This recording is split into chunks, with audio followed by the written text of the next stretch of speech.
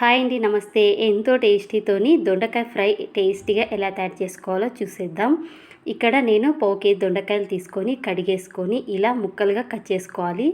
పొడుగు ముక్కలుగా ఇలా సన్నగా కట్ చేసుకొని వీటిని మొత్తాన్ని ఒక ప్లేట్లోకి వేసుకొని తగినంత సాల్టు, అలాగే తగినంత కారము, తగినంత పసుపు కూడా వేసుకొని ధనియాల పొడి కూడా వేసేసుకొని 4 స్పూన్ల శనగపిండి వేసేసుకొని ఫస్ట్ ఇలా కలిపేసుకోవాలి. ఇప్పుడు కలిపెట్టుకున్న తర్వాతకి మళ్ళీ 2 స్పూన్ల బియ్యపిండిని కూడా వేసేసుకొని తడి అనుకుంటూ ఎక్కువ పోయకుండా ఇలా కలిపేసుకోవాలి. ఇప్పుడు కడాయి పెట్టేసుకొని డీప్ ఫ్రైకి సరిపడా ఆయిల్ వేసేసుకొని మంట అనేది మీడియంలో పెట్టేసుకొని మొత్తం ఇలా 2 పీసెస్గా వేసేసుకోవాలి. గోల్డెన్ కలర్ వచ్చేంత వరకు ఇలా వేంపేసుకున్నామంటే ఎంతో టేస్టీతో దొండకాయ ఫ్రై రెడీ అండి. పప్పులోకైనా అలా ఉట్టిగైనా తినడానికి చాలా టేస్టీగా ఉంటుంది. ఓసారి ఇలా ట్రై చేయండి. ఈ వీడియో మీకు నచ్చినట్లయితే లైక్, షేర్, సబ్స్క్రైబ్.